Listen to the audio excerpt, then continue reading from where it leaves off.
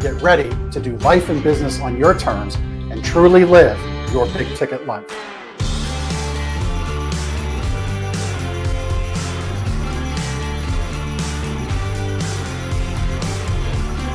You either make excuses or you choose to level up. What amazing guests living the big ticket life. Woo! Woo! Brandon Britton here. Appreciate you having me here today, man. It's that kind of discernment, that kind of focus, that kind of forward thinking that's so important if you're going to succeed in business today. Jeff and I are like friends. We're real friends. We are And so you unlock fortune and freedom without all the stress that normally comes along with it. It all comes down to your why.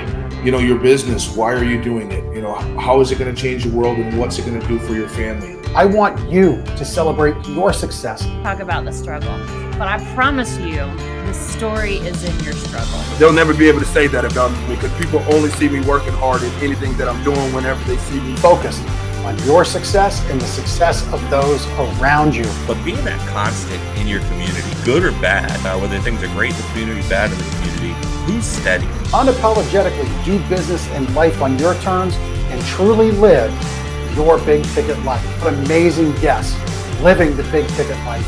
And we discuss how they do it and the big ticket methods they use.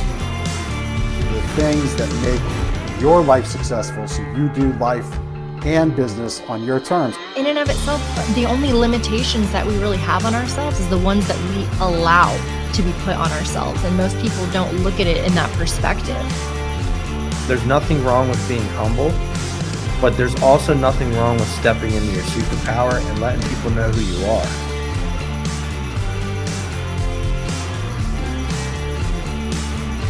Get ready to do life and business on your terms and truly live your big ticket life.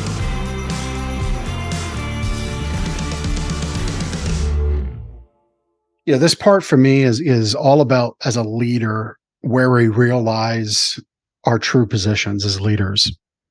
And it's actually appropriate, Amy, that you would be on the line tonight because it was Amy's artwork that's on the book cover of The Space for Leadership. So again, thank you so much, Amy. You know, it's funny how the world works. It's funny how the universe works. It's funny how we're divinely connected. You know, Amy created this piece after the loss of a dog, her husky, and I lost a husky too as a child. And so, it's funny how we're just intrinsically connected if we choose to look for ways to be connected. If we choose to listen, if we choose to ask questions, we do become better connected. And I think that's a big, big part of leadership, realizing our true position in leadership, that, you know, being a leader isn't about our way. It's not about our way being the best way. It's not about our way always being right. It's about finding the best answers for the people around us who we seek to impact. I mean, that's people you sell to. Maybe that's people you're charged to lead as a manager. But ultimately, if we understand our true position as a leader is to create that impact, we can do some pretty cool things. And I actually brought up the piece of artwork that Amy sent me, so kind to send me. So here it is.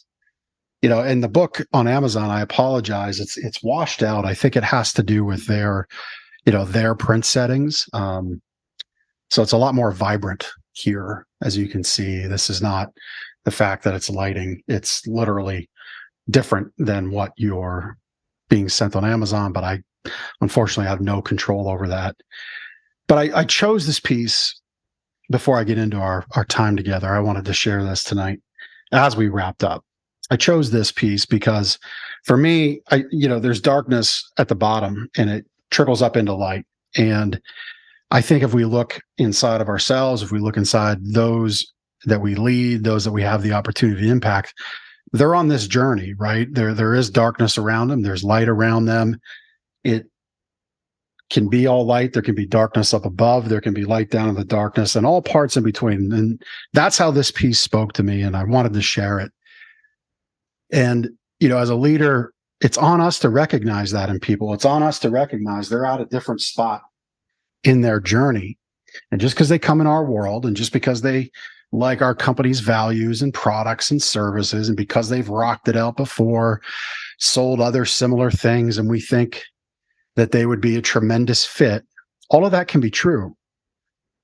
And at the same time, all of that can be true. And they could come to us a week after starting, 10 years into being with us, 5 years, whatever it might be. And all of a sudden, they could be realizing they're hiding something right in plain sight. It could be a child that's got a drug addiction. It could be a child that's really struggling in school. It could be a child that's got, a multitude of problems. It could be a problem at home with a spouse. It could be, something that's dredged its way up from the bottom. And whereas their world was this on top, now it's the darkness on top. And as leaders, we got to understand that ultimately we get so much time from our people in a week, in a month, in a year, in the 10 years together. Somebody that works 20 years with a company or spends 20 years in a business, if we just divide that up into thirds, they're going to spend a third of that sleeping and a third of that working. They got a third left to live their life. And that's being real conservative and real fair to the numbers, because there's travel time, there's downtime, there's unwind time. So that third we got to step into our position as leaders and really realize that ultimately we need to lead change for the people we lead. And so the first thing I want to touch on about is this, and I had this today on my coaching call. So I always think when you're looking to be coached, when you're looking to get influence in your life, a very good question to ask is, tell me who your coaches, who your mentors, who your influencers are right now. It doesn't even need to be that they're paying somebody, although I am. But it would be a smart question to ask, if not for anything. What books are you reading? What podcasts do you listen to? That'll tell you a lot. But today, and on a coaching session that I was a part of, this quote was shared with me. It's really profound because it ties into tonight. And again, if we just go through life thinking all of these things are coincidence, I think that's a fairly sad way to live. Now, you may choose to not believe in a higher power, and that's fine. But I think embracing it would mean there's a lot more working for you than isn't. And so this quote is that comfort doesn't change the world. Vulnerability changes everything. And so as a leader, creating a place of comfort, trying to install your comfort, a place of comfort on to your people, I don't know, it helps them. I think being vulnerable helps them. It shows that the people who lead them aren't perfect. It shows that the people who lead them care, that they're humans as well. And so I would give that to those who watch this to really think about that comfort doesn't change the world. Vulnerability changes everything. And I'll share with you, I was very vulnerable with my team at my retail business. I shared my story with them that's in the book about my abuse in the past. And it was a very profound moment with them. And I said, I hope this explains some of our interactions of the past. Note, I said explains. I didn't say I hope this excuses, because as leaders, we should also have extreme accountability and extreme ownership. But I put that in the book as well, for family, for friends, business acquaintances, people that have crossed paths with me. I hope that all of this explains interactions that we may have had that weren't favorable. And so I live this. I live this every day. I've had 3 podcasts today talking about this topic, and I will continue to have multiple times a week talking about vulnerability, talking about my story of childhood sexual abuse and how I believe my broad shoulders allowed this evil to be given to me. It was, and again, that is a heavy phrase. I say it easily, but it isn't easy to say, if that makes sense. because it wasn't easy to get to this point. But I can say it easily now because I believe it. And that goes back to a few minutes ago of when I stopped believing that this world was just coincidence, and I embraced a higher power, and I embraced all of that goodness, and that things can mean something more than just ourselves. Became a lot happier, and here we are today. And I've got a powerful book that's changing lives. I get feedback like that regularly. But if we accept that what is given to us, both good and bad, is because we have the ability to shoulder it. One of the chapters in the book is the broad shoulders meant to carry evil. This is what I mean by it. And I share this purposefully. I believe this was put in my path because it was known I could carry it. And another young man named Sean could not. And Sean ultimately committed suicide. And so I share this with you not to, invoke sympathies, not to invoke any other feeling than that it's important to know when we're vulnerable and when we share our human side as a leader, we extract more humanness from our people around us.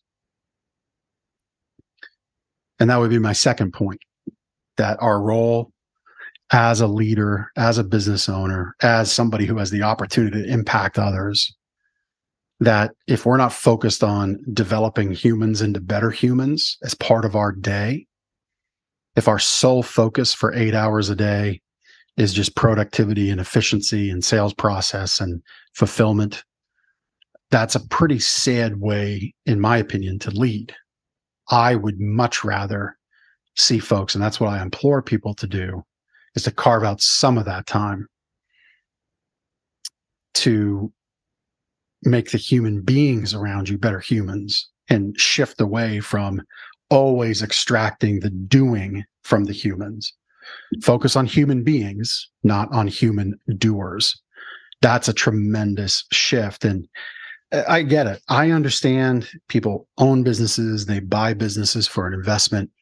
I get that. I really, truly do. I am that person. But at the same time, I am also that person that understands I've got human beings around me who bring daily different clashes into the four walls we share. And they're not doing that to intentionally derail this quarter's profit. They're not doing that to intentionally disrupt the big project that everybody's been working on for 2 years. That person quite possibly was blindsided by a spouse who was just diagnosed with stage 4 cancer. And that literally happened, a connection in my life. Literally happened. I posted it on my Facebook page. A gentleman who is a friend of, or I'm sorry, the cousin of a friend of mine in June, just wasn't feeling good, goes to the doctor, and stage 4 cancer it is. Imagine his wife and his family. And none of that, suppose his spouse was a part of a big project. None of that was planned to disrupt the day of the company where she works. And so as a leader, we got to understand that. Again, I'll go back to the analogy I shared. I think it was in the first session. We're in the left lane of the highway. That person in front of you is driving slow. They didn't, there wasn't a grand scheme that day to wake up at 6:30 and get on the highway by 6:50 and get right in front of you at 6:51. That wasn't the plan. Okay. They're in the way because maybe they're in their own moment. And we just have to accept that, so we can choose to react. We can choose to just go around. We could choose to maybe slow down. We can choose any number of ways, but how we react says more about ourselves than it does the situation that they bring to us. Again, I'll go back to vulnerability. We show it, we share it, and we live it. Yeah, just Monday, I had an example at the store with one of my team members, and it was a clash. was a clash between his self-preservation, his ability to earn a paycheck, and a clash between what we're doing to further the company. And it was really a 15-minute overlap of time and literal airspace because we were recording a podcast. And, I know what the underlying feeling is. This person is moving. There's a lot of expenses. Business is in the retail world right now is insane. As I'm recording this, October 23, is just tremendous highs and deep lows. And that's the way it is. And a smart business owner tries to extend those highs and make those lows pretty narrow. That's my goal right now. And so this clash exists. And when you go 1 week having a third of the door swings that you had the prior week, and then the following week, it's 3 times the best week in the last month, it's a mental roller coaster. But I recognize that clash. And I just very vulnerably said, listen, I get this. I've been here. I've lived your life. And what I can tell you is you will never go without, even if we have to. And we've done that in that business. Thankfully, I've had multiple streams of income over the years, but there has been times going back 7-8 years ago. It was tough for me to come home at Christmas and tell my wife we're not bringing home a paycheck just before Christmas. But I could also say all of our employees are. And so that level of vulnerability and understanding and assurance then, hey, you will never go without, is very powerful. Understanding the human element of things as a leader, I think it's some of the most important work that we can do. And yeah, Joanna, show it, share it. Yeah, love it. Some of the comments are coming directly to me, and that's fine. If we want them for others, we should change that. You have to do that. I can't control that. And it's okay if you just want to send them right to me. But sorry, I just this is why I'm bad at running the Zoom. I should always have somebody run my Zooms for me. This is why on my podcast shows I have a great production team that does them for me. I just get to come and host, to be the guest, or speak with cool people. But all of this really, when it comes to, I see that. Thank you, Amy. Thank you, Joanna. It's not giving you that option. Okay, no problem. I'll deliver the comments over the air. All of this really comes down to what I feel is my true position, my true calling as a leader in this world. And I am a leader. I'm not ashamed to say it. I don't think I say that from a position of arrogance, because as a leader, my number one thing is to see people around me succeed. And I've so long was only focused on that succeeding part, because for me, succeeding was about hiding that big gaping wound in my chest from being a child and what I went through. And when I tell you it's gaping, it is gaping. There are days where it's just really rough to go through it. And then there's other days where it's not so bad, but it's there. And I don't know that it'll ever close. I hope it will someday, but I know that there's a lot of other people around me. The statistics say as much, but I can see it. I can see it, and I can feel it. I acknowledge it, and I understand it. And, that goes back to what I said earlier in our time together today, is we just got to be open to looking around, asking questions, and, recognizing that there is a clash, recognizing that there is hurt. So for me, this whole mission, this whole purpose, realizing what my true position is, like what gap do I fill? Because I think that's another one of actually, I know it is. I took a disc test today. Cool little thing. Disc test to be on a podcast, so the host can get the most out of the guest to make the guest look great, which I think is brilliant. this doesn't exactly say this about standing in the gap, somebody willing to take the arrows. But that is who I am. And for so long, it was look at what I'm doing for you. Look at what I'm doing for success for you, for success for us. Look at what I'm doing. Instead, the flip of the script should be, how can I help you? What impact can I create for you? And if there's healing to be done, how can I assist in that? And it's in the book. I meant to bring it up. Shucks. I'll have to show the draft version here. But in the book, again, you can go thejeffg.com/book to get the book if you haven't got it yet. But you might see this recording in the future and be getting the book as a result of it. But I'll just hold this up to the camera. So that's a little picture of this rock that I got at a retreat back in January of 23. And I replaced that rock as part of the exercise. My original rock wasn't that one. That one's in the shape of a heart. That one I picked out of the box of rocks. And as I picked it out, the word healing was given to me as what my impact is. If I'm going to stand in the gap, what's on that pedestal holding me up? What's that bridge I'm trying to create from one side of the gap to the other? What ultimately is going to, start to repair that gaping wound I talk about? Healing. That's what it's going to be.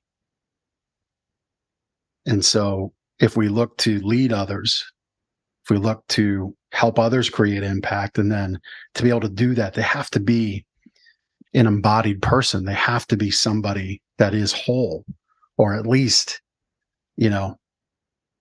only has a couple holes in the bucket, right? You got a couple holes in the bucket, you can at least fill it quick and carry it and throw some water on the flower bed.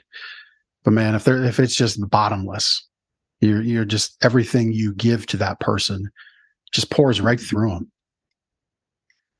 And it's no wonder they don't retain anything. It's no wonder they don't get it, because whatever healing they got to go through, whatever they're dealing with in the moment, you're just pouring into them, but it's pouring right out the bottom.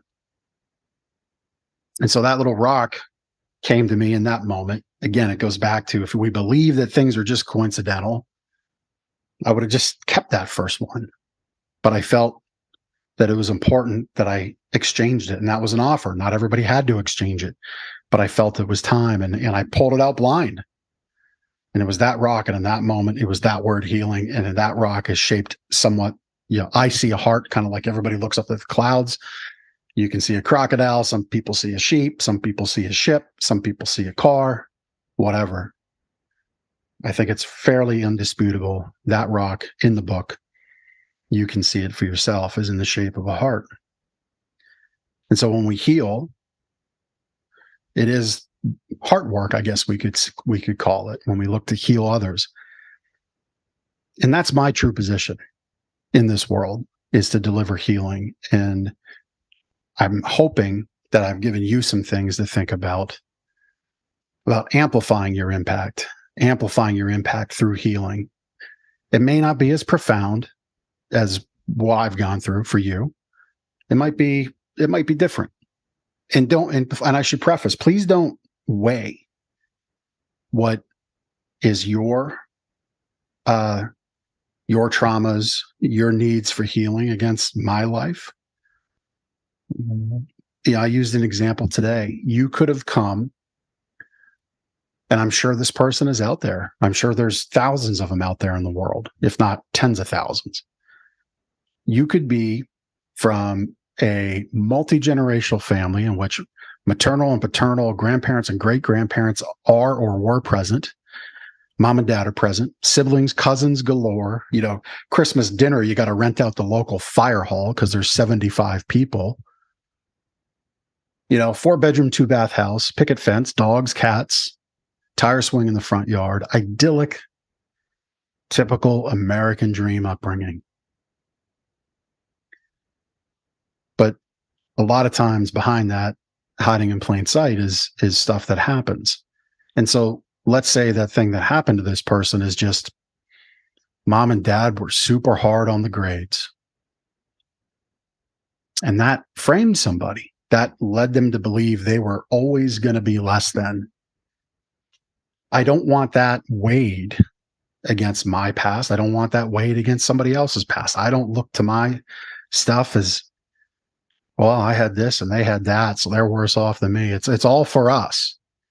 And so as a leader, if we're going to create this healing through impact, we got to just accept that everybody's on a different wavelength. Everybody's got a different path they're going on in life, but their paths have intersected with us. And it's just so important that we recognize that. It's so important that we do carve out that time. And again, maybe it's an hour a week. Maybe it's 15 minutes a week. I would urge you to start to do things that give people the opportunity to connect with you. And you might be wondering how. It's that vulnerability. Your vulnerability as a leader will change everything. You know, I had a conversation today with that employee about the negative interaction, that clash we had around what his desires were, what we were doing. Really, it's the same thing. And, you know, the conversation was, look, it wasn't that you were interrupting my thing. Ultimately, it was that we had a set amount of agreements. And it was ultimately that the way it was presented is you were the only person in here right now, ignoring the needs of myself and my business partner and ignoring the needs of our other team members. And even so, when we tried to have a conversation about it, the tone and volume elevated to where it continued to interrupt everybody. So it isn't even about stepping on my thing I'm doing. It's about how we work together. And, you know, once that was understood, this person saw it. They're like, oh, okay, I get it now. Like, yeah, this is about all of us. And so from that, I took a couple things that we can improve upon. We're going to put some added signage out to keep things a little quiet in that area of the store while we record our show. But I recognize the need to make that sale, the need to help that guest, the fear that if I can't let the guest do it their way, it's going to go wrong for me. I recognize that. I get that. So ultimately, we just give the tools to our team to better succeed so they don't have that fear. That's the understanding I want you to have about those you lead. Where's their fear? If it isn't something they need to heal, there's undoubtedly they've got a fear in their day, which creates a clash. And as a leader, we got to accept that. I know we just want to produce things. I know we want to sell things. We want to make money, write checks, and go home. I get it. I really, truly do. Our world's different. Our world's hurting. There's a lot of healing that needs to be placed. And the leaders that commit to this ultimately are the ones that create impact. And when we can create impact through this vulnerability that I'm talking about, the ability to be vulnerable and be a human with your people and look to extract humanness from them, we're unstoppable, utterly unstoppable.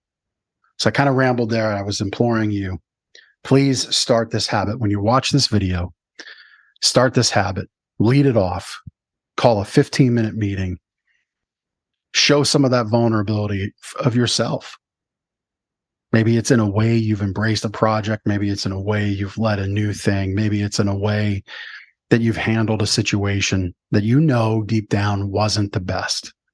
Be vulnerable there. I'm not asking you, if you're not there, you don't have to take that leap that I did with my team and, you know, reveal that real personal story. I'm not necessarily asking that. Maybe you get there, but vulnerability, that first step in it, because it's not going to come from your team. It's got to come from you. Create that habit this week after you watch this video. Create it right away. 15 minutes. You have 15 minutes. I know you do. Build the habit, expand the time, create the space for healing. You'll have nothing but impact, and life will be so much better. So Joanna, thank you. And Joanna, I want to just recognize right now, she was somebody that really helped me get this book off the ground. So my dear friend, thank you. You're welcome. And I want to thank you. I don't believe there are any accidents. I only believe in synchronicities, as you Yep. know. And you and I connect on that level. So it's no accident that I'm here tonight. I did have to cook some kale before I was starving, so I did have to eat and couldn't be on camera the whole time. But that's exactly the place I am. I have been, people have been telling me for a long time, you have to start doing videos that are not scripted, where you're not reading off a teleprompter. You just have to be yourself, makeup or no makeup, just tell the truth. And because I was literally brought up, by people that said, we don't want the neighbors to know, that kind of thing. So I was literally brought up. And then later in life, after my mother attained quite a status in her job, her life was threatened all the time. So I grew up with these walls around me. You have to be careful because somebody's going to see you and shoot you. So breaking that down to get to the point where I could look in front of this camera and not worry. And I'm a crier. So my biggest fear is, I'm going to record it. But I'm letting go, and I'm realizing that that's my growing edge, and I have to be on that growing edge, because if I'm not vulnerable, they can't be vulnerable. And the events of the world right now, I am so convinced that those of us that can lead must lead in whatever way we can. And I'm leading it, because you understand the background of positive psychology. I'm leading in a very positive, healthy way that takes into account that well-being of our employees is really, really, really critical. Yeah. And actually, I'm studying to become a certified chief well-being officer now, so that I can congratulations. Thank you. I think it's really important to understand what it means. But you know me well enough to know that I have an intuitive sense of what it means. So I know with my clients what that means. And that's another thing I think leaders really have to do now, is go to their heart and spend time in their heart, breathing into the heart and coming in contact with their intuition. Yeah. Yep. You give me a thought, and then I want to go to Amy before our time wraps up in about 5 minutes. Right. You shared you're a crier, that was something you shared here on our time together. You look in some of my podcasts as I began to tease this book, talk about it. I did a whole Space for Leadership podcast show where it was just me. I won't say it was straight out tears down my cheeks, but you saw it. You saw that humanness. And so I would challenge people watching this at some point. Your team, those you lead, have seen emotions, sure, probably negative ones, yelling, upset, finger pointing, right? I would hope they've seen some happiness.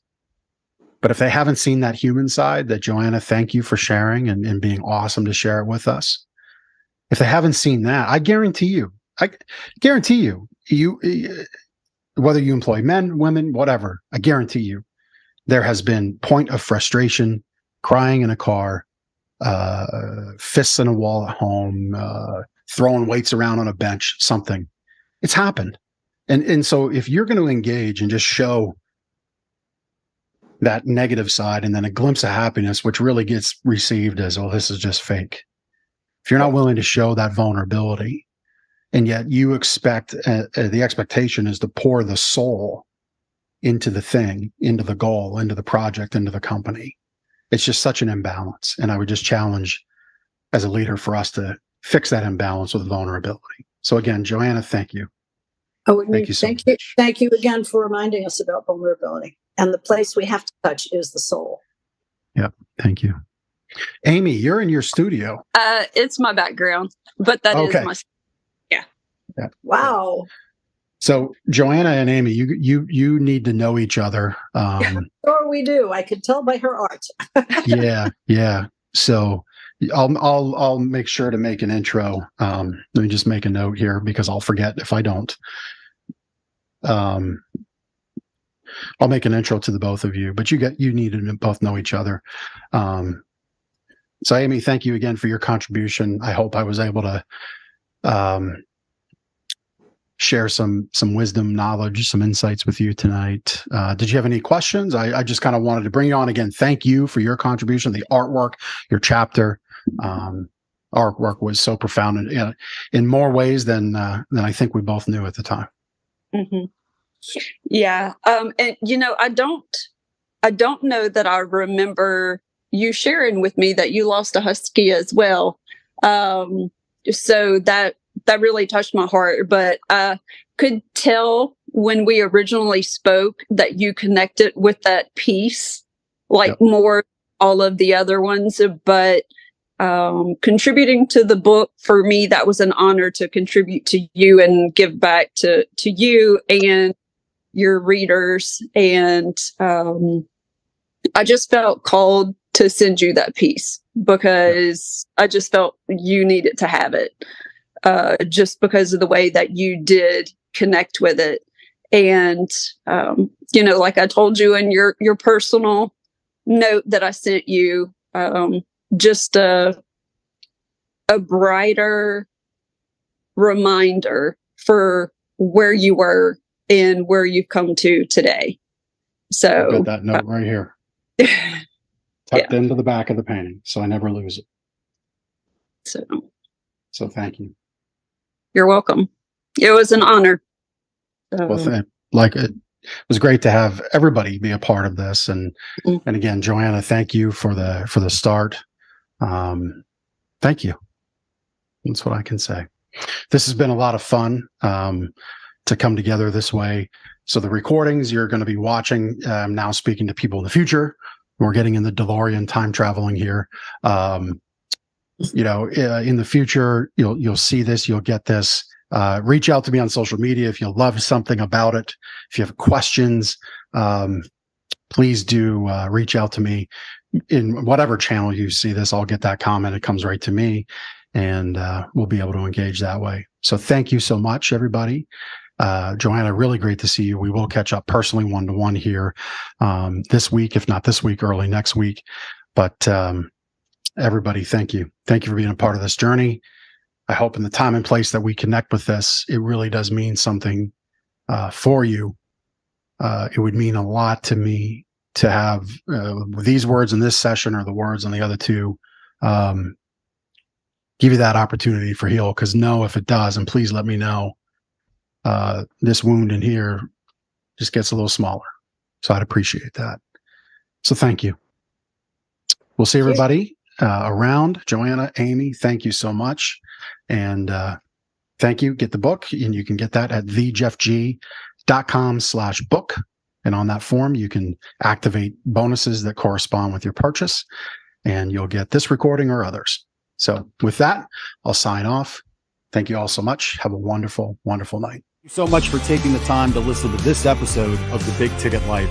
You've heard from another amazing guest living their own big ticket life, and now it's time to live yours. First, I'd love for you to take me up on my free gift to you.